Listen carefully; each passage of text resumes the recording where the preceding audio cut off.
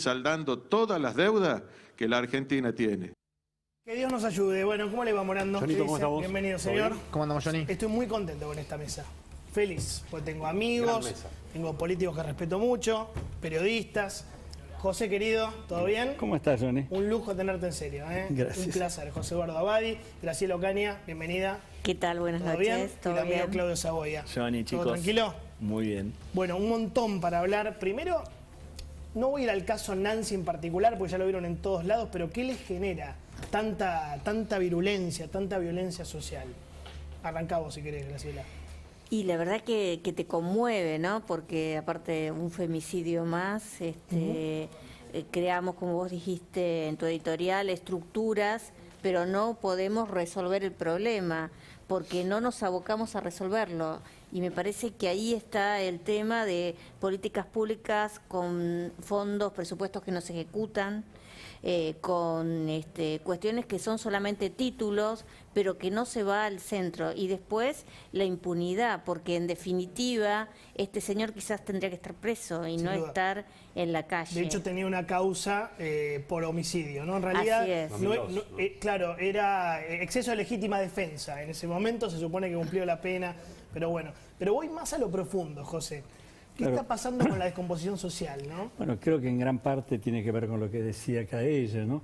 Es decir, no solamente nos conmueve, sino que también nos deja con un sentimiento de desprotección enorme, que nuevamente la violencia de género y la violencia en realidad como respuesta a los conflictos en lugar del debate, el disenso, y vos hablaste del respeto por el otro, que necesita primero el registro del otro, es decir, tiene que haber un otro para que yo pueda respetarlo y con ese otro poder, o coincidencia o disenso mediante, poder debatir lo que cada uno pensamos. No hay registro por el otro, ¿no? No, no hay registro por el otro, lo cual nos, ante esa ausencia de lazos, de vínculos, estamos en una estructura con una carencia de normatividad tremenda, no hay normas, hay algunas prohibiciones que se violan, pero no hay normas, y cuando esto sucede, la confianza desaparece, que es también lo que vos hablabas cuando hablabas de la impunidad.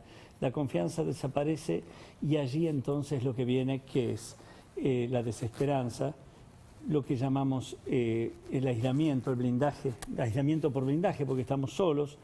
Eso nos pone, o nos deprime, o nos angustia, y nos violenta. Claro. Cuando no hay valores, sentimos que no hay referentes.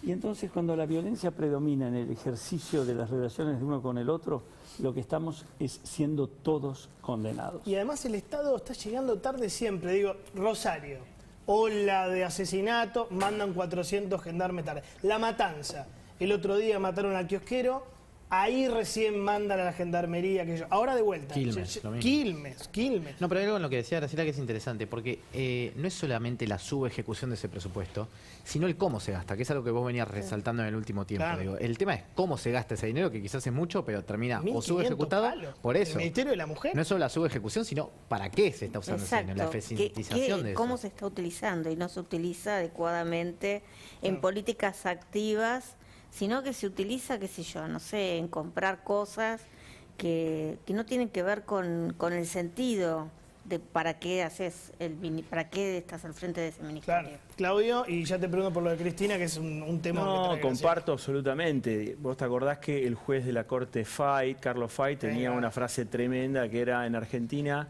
la ley no es más que un catálogo de recomendaciones. Totalmente. Lo puede tomar o no tomar y opcional. no pasa nada. Juez de la Corte Suprema y con mucha experiencia. Entonces, eso sin ninguna duda también, tratando de completar lo que coincido que han dicho aquí Graciela y José, lo que hace es obligar a cada uno a defenderse por sí mismo de amenazas reales o no reales que considera, y tiene legitimada la respuesta violenta, autoritaria, atropelladora, que en patologías por ahí ya individuales condensan en un femicidio, Pero en si estas locuras no te vayas en la a eso. calle. ¿Viste ¿no? la chica cómo trataba al Bueno, por policía? eso. Y no pasa nada. Eso es la anomia. Eso no puede ser. Eso no puede ser. Hay un detalle más, voy a ser impopular, pero no tengo problema. Cuando hablamos de condenas penales, la condena, la pena tiene un factor retributivo. O sea, no es solamente vos te sacan de circulación para que te reinsertes. Entonces, ¿cómo es la cárcel? Sí. Y a ver, ya está, listo, se reinsertó, porque si no, una persona como Amado Vudú, que es un máster en el SEMA, Delincuencia. no necesita Claro. ser reinsertado en También ninguna es castigo, sociedad. también es- Sí, también es castigo. También es castigo. También tenés Sí, que sí, retribuirle sí. a la sociedad y, si fuera posible, a la víctima directa, una pena. Por eso se llama pena. Punto. Es que ¿Me permitís una cosa, José, porque es por muy favor. importante lo que dice Claudio? Es decir, la ley, que naturalmente es una noción suprapersonal, no es una ley que tenemos que hacerla a modo de uno para el propio beneficio, sino que es suprapersonal a la cual nos atenemos todos, lleva implícito la sanción. Si no hay sanción, la ley es decorativa. Claro. Y entonces nos sentimos todos muy solos. Y algo que pasa ahora que me parece que es importante también con esto de la violencia, que se nos crea, Johnny, un escepticismo y una desesperanza que lleva a veces al desasosiego, que hace que ya no tengamos más ganas, que ya no tengamos más motor, que no haya un estímulo que tenga que ver con el interés por este país, Bueno, por el sí. amor por este país. Eso está pasando. Claro, entonces se deshace la amistad cívica, que tiene que ver mucho con esta nafta que tiene que ver con interés, solidaridad y amor por el otro y por lo que somos, por nuestro país. ¿Y sabés lo que viene también incluido? Por eso la gente se va, los jóvenes se van. Eso, Sí, estaba por decir eso. sí, estábamos todos pensando. Estábamos lo todos mismo. pensando en eso. Se van Sí. porque se sienten echados, no es Claro. que se van, los echan. Pero además hay un fenómeno que yo estoy empezando a estudiar, que creo que hay una enorme cantidad de argentinos que ha condenado a la Argentina ya. Lo que le ha hecho a la Argentina, cómo lo han sentido privados de sus Ya derechos. está el diagnóstico, decís vos, ya está.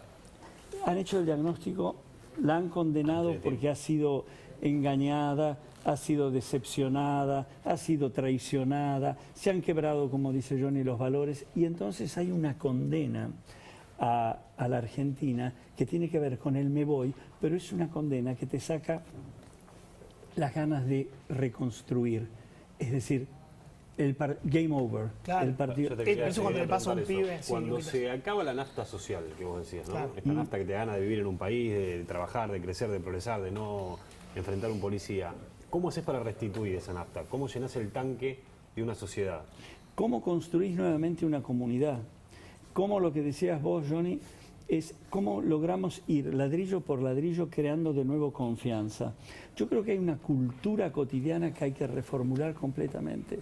Una cultura cotidiana tiene que ver con lo que empieza en el colegio, con lo que se dice no solamente en los medios, sino también con toda una narrativa que tiene que tener presente este fenómeno de soledad en que nos ha dejado, el desamparo en que nos ha dejado el quiebre de los valores. Entonces podés tener la televisión presente también con esto, en un teleteatro, en una obra que puedan presentar animada, en periodismo, es decir, ejercicios que tengan que ver con la acción social en clubes, en los centros en los cuales podamos reunir a la colectividad, a la comunidad y empezar a ejercer cotidianamente una tarea, yo diría didáctica, pero vivencial, ¿no? Te voy a contar algo José, que... yo sí, creo que dale. también es importante el rol que puede cumplir la justicia, Ahí está. porque Sí, claro, creo claro. que Le saca obviamente, todas las ganas eso, ¿no? y vos lo ves después de que se conoció el viernes pasado el fallo De Otesur. de Otesur Que y, saca y todas las los ganas. sauces,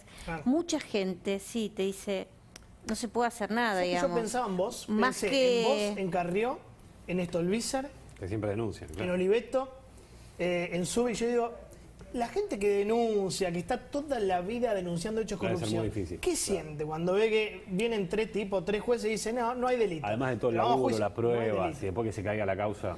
Se va a caer la causa de Cristina, ¿no? No sé todavía. Sí. ¿eh? No está tan claro. No está tan definido. No van a apelar, no va a la Lo dijimos acá. corte y después todo eso tarda pero años. y se diluye. tarda años, ese es su problema, está bien. porque como decía mi abuela, viste, la justicia cuando tarda y llega No es tarde justicia. no es justicia. Entonces, eso yo creo que la justicia debe tomar nota de que tiene que ayudar a esta construcción colectiva, porque una sociedad donde no hay ley, es una sociedad sin Hay una valores buena y noticia. anómica. Lo de la jubilación de Cristina, ¿te aceptó la Cámara tu apelación?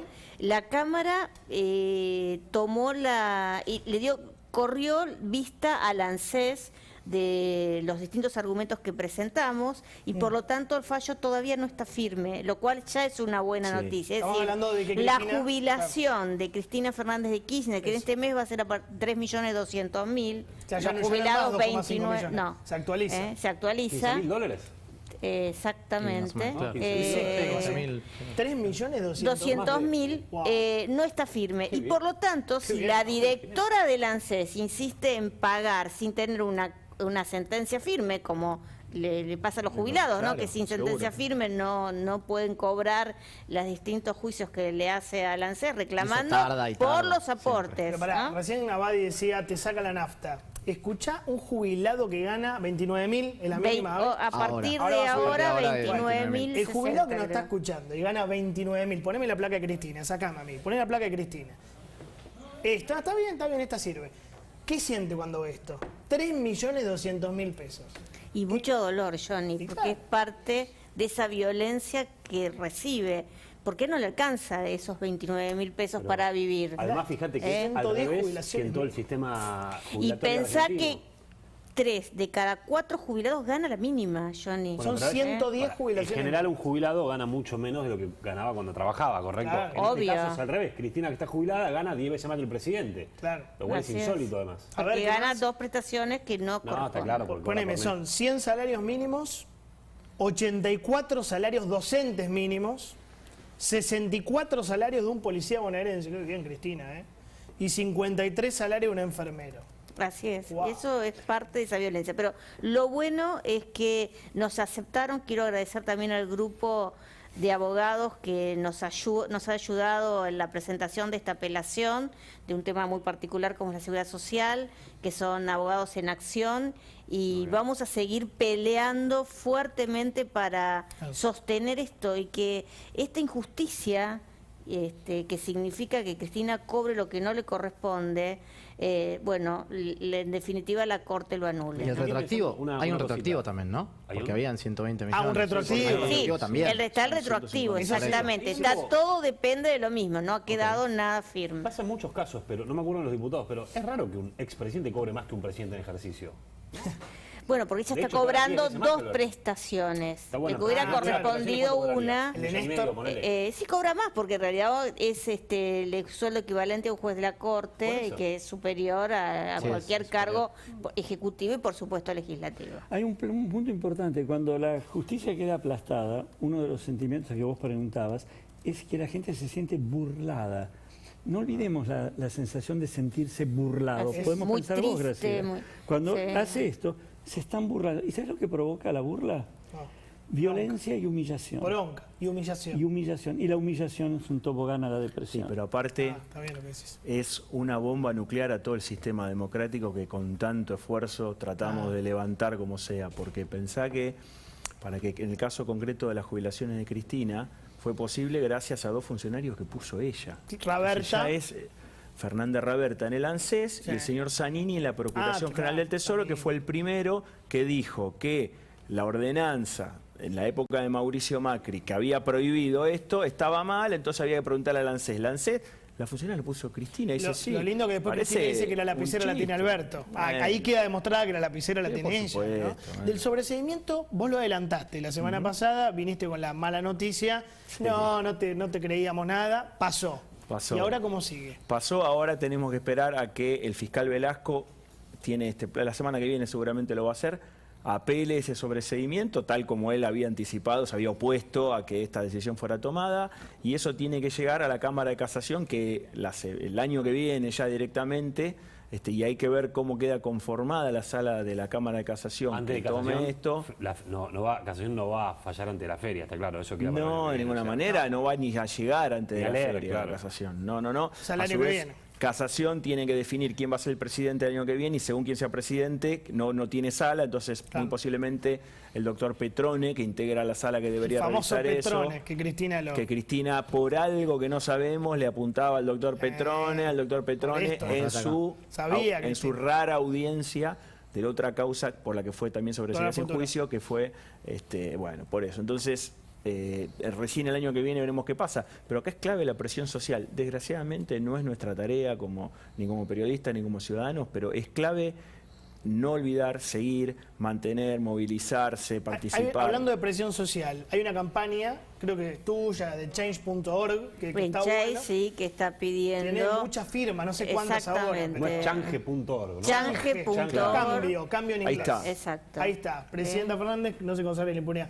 A ver cuántas firmas, 300.000, no veo desde acá. 240.000. 241.000. Sí. Bueno, muy bien. ¿Eso para qué lo haces? Eso lo estamos organizando, que surgió de la sociedad civil.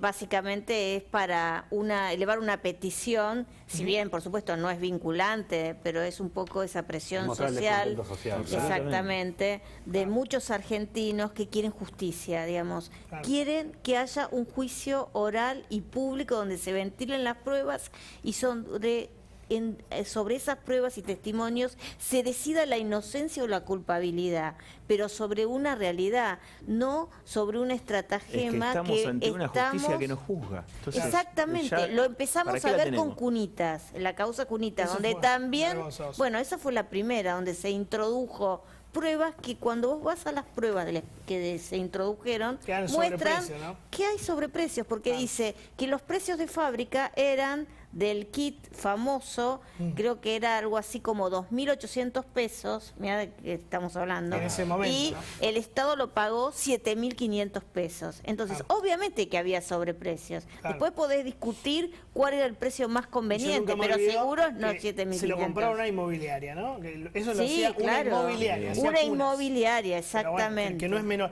El procesamiento de Macri, ¿qué te generó?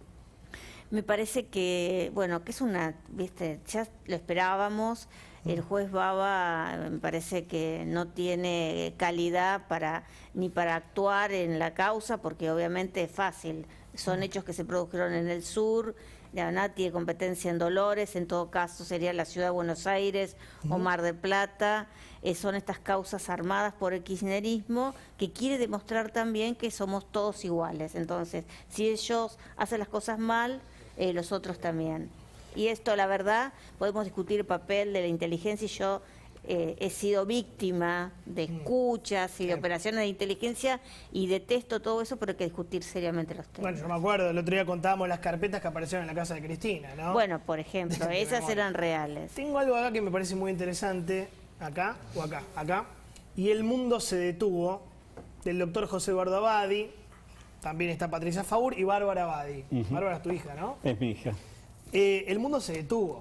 Te referís a la pandemia, ¿no? A la pandemia, ese paréntesis que pareció que entró tanta gente, donde se distorsionó internamente la noción de tiempo, de espacio, de identidad, donde hubo un sentimiento de soledad muy fuerte, dentro de quién estoy alojado, a quién alojo adentro, de miedo a una soledad infinita que se parecía a la angustia de muerte, de esos primeros síntomas de la ansiedad, la angustia, la depresión, y de algo muy importante que tiene que ver con lo que estamos hablando también acá, y se inserta en una sociedad como esta, un sentimiento de ausencia de futuro. Sí, totalmente. Es decir, la idea de algo que es eterno, que no termina nunca, en el cual ya no creo cuándo va a llegar a su fin esto, no me permite planificar. Y que ahora arrancó de vuelta. Claro, con otra Omicron. vez, ahora Omicron y no sé, no termina nunca. Es angustiante, en serio.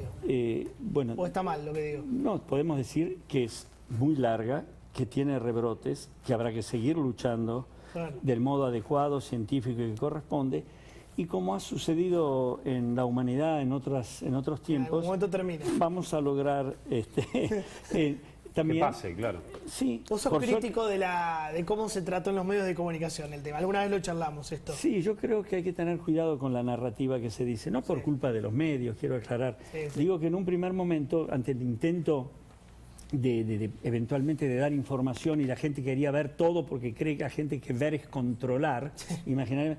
Entonces había cualquier cantidad de horas por día, la cantidad de muertos, parecía una auditoría contable de los muertos. Sí, sí, ¿Cuántos hoy, cuántos mañana, cuántos se van a morir, cuántos tal vez se mueran, tal vez no se mueren? Y la fantasía inconsciente de la gente es cuando me toca a mí. Claro. ¿Estoy ahí en la lista?